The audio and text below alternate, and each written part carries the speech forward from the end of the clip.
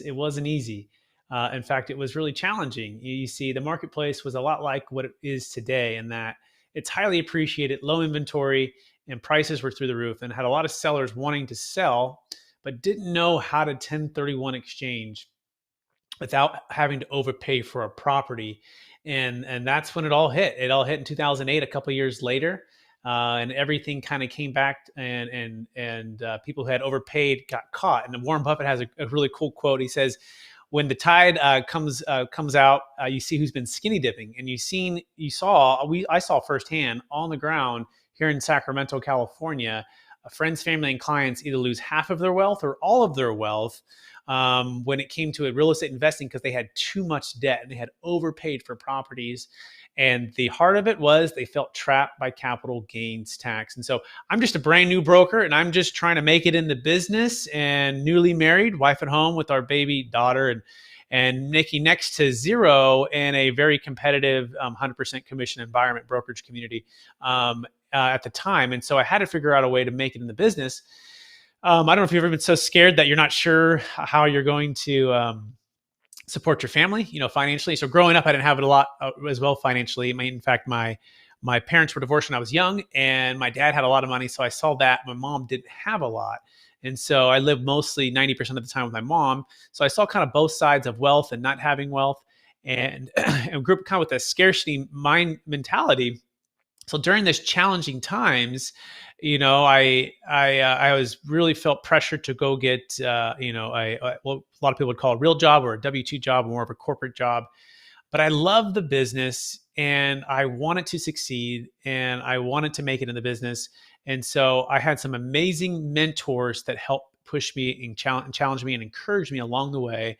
And this is my story of how I learned about the Deferred Sales Trust. And so with anything in life, I found that if you have good mentors and good coaches, good teachers, good professors, good parents, right, that is the next opportunity to, if we're humble enough to learn, to grow, if we apply the lessons of wisdom from folks that are ahead of us. And so this is the story of how I learned about the Deferred Sales Trust. So back to the 2008 kind of crash, and this is like around 2009, my manager at Marcus & Millichap brought in a gentleman who spoke on the Deferred Sales Trust. His name is Robert Binkley. He is now my business partner, but more than that, he's my friend. And he's actually the co-founder of the Deferred Sales Trust.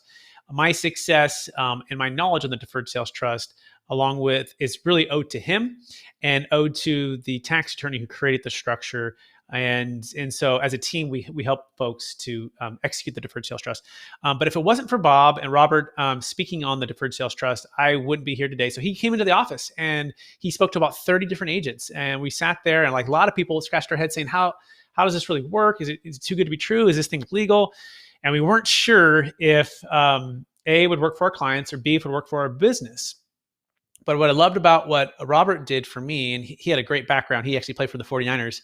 And growing up in the Bay Area, I was a big 49er fan. Jerry Rice, Joe Montana, those were the kind of the glory days for 49ers fans. And he actually played with Jerry Rice. And so we both had a love for football and a love for sports, and love just working on teams. And so what I love about Bob is he knows how to help people work on teams. And that's one of the first lessons I learned from Bob, which was how to take something that's complex and that is very specialized, and then be able to apply it to different business professions and to help clients who are selling something that's highly appreciated. So for me, I was a commercial real estate broker, and the challenge was the 1031 exchange wasn't always a suitable option for clients. And so what he helped me do is to apply the Deferred Sales Trust. So the first thing I would do is I would call and talk about it and just say, hey, have you heard about this alternative to a 1031 exchange? And people would say, no, I never heard of it. Is that a tenant in common? Is that a Delaware statutory trust? I said, no, it's called a Deferred Sales Trust. And they said, sounds too good to be true. Or sometimes they'd say, let me talk to my CPA. In fact, we had a huge deal in Napa, California. It was about a $30 million deal. And this gentleman's plan was actually not to buy a property. He was just going to retire. And I think his liability was around $10 million. He had a zero basis on this property.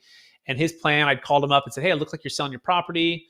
What is your plan to do a 1031 exchange? It was a very common call we would make. He said, actually, no, I'm not going to buy anything. I'm just going to pay the tax. I said, oh, wow, what's your tax? He said, about $10 million. I said, wow, that's a lot. Have you considered a Deferred Sales Trust? And he says, what's that? And I said, well, it's an alternative to a 1031 exchange. We actually just learned about it a few months ago, and you don't have to pay the tax. You can put it into stocks, bonds, mutual funds, or alternative investments or real estate at your own timing. And he says, too good to be true. I don't think it's true. I go, no, I think it is true, and I think you should check it out. But I'm not a tax professional, but maybe you should talk to your CPA. He says, okay, I'll talk with my CPA. And that CPA happened to be a gentleman named Lou Weller. And Lou Weller was with Deloitte & Touche. And Deloitte & Touche is one of the most respected law firms, especially for real estate and taxation. And Lou was at the top of that legacy for that firm.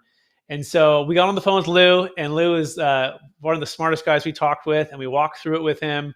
He was very skeptical, but he was open. And so the client at the time said, look, if Lou says yes, I'll do the deal. Because Lou is one of the smartest guys I know. If he says yes, I'll do the deal. So fast forward about 3 months of due diligence and documents back and forth and going through it, Lou wrote an opinion letter and essentially said, I think it works. It looks good. He's never done one before, never had a client do it before, but there's nothing that's red flags that would pull him back from using it or having his client use it. And so that was a huge win for us. So just when I thought, the business was going to explode, I had this new deal story. It was a huge, very respected gentleman with an industrial property in Napa, California. And he said he'd use it. Guess what he said? He said, actually, no, I'm not going to do it. And I said, whoa, we spent all this time and energy working you through it. You committed, you would. If Lou said yes. And he goes, honestly, I didn't think Lou would say yes. And, but I'm still saying no. And so he still said no, and he actually paid the tax. And that was around 2011. And that was devastating because I thought, I finally had figured it out. And it was one of those moments where you're just like, oh, you pour everything into this. You're all in on a strategy, on a solution for a client. And yet the client gives you his word that he'd do it if tax professional says yes, and yet he still doesn't do it. So that's really my initial story of how I learned about the Deferred Sales Trust. Fast forward now, been using the structure and educating people for now, that's another 9 years, so over 10 years, almost 11 years now. And business has never been the same. There's been lots of bumps and bruises, learned a lot along the years. I definitely spent 10,000 hours with my mentors and learning about the Deferred Sales Trust. And I'm glad I have now, because now we're closing. We closed 14 deals this year, and around 87 million total of gross sales price, and including businesses, primary homes, investment real estate. We've saved 1031 exchanges, and business just keeps growing. But it would not have been possible without my mentors, without Robert, without the Deferred Sales Trust tax attorneys who created the structure, and without so many others who encouraged me along the way to not give up on my dream. So I want to encourage you today. If you have something that maybe not everyone believes in, maybe not everyone's on board, maybe you have doubts about whether you can do it, I want to encourage you to keep pushing through, to keep focused on the value that your potential solution can solve for your clients, even if the clients aren't seeing it yet. Even if it might take you 3, 4, 5, 10 years, keep pushing through and persevere and get with mentors who can coach you and encourage you along the way. Thank you so much for watching this video and giving me a chance to share a little bit about my story, about how I learned about the Deferred Sales Trust. If we can help you in any way, you can go to capitalgainstaxsolutions.com to learn more about how to escape feeling trapped by capital gains tax. And or if you're a business professional, you can go to experttaxsecrets.com and you can learn about how to use the Deferred Sales Trust to actually explode your business, whether you're a primary realtor or a primary home realtor, luxury realtor, commercial real estate broker, syndicator, financial advisor, business broker. The Deferred Sales Trust is a great solution to defer capital gains tax. With that, appreciate you watching the video, everybody.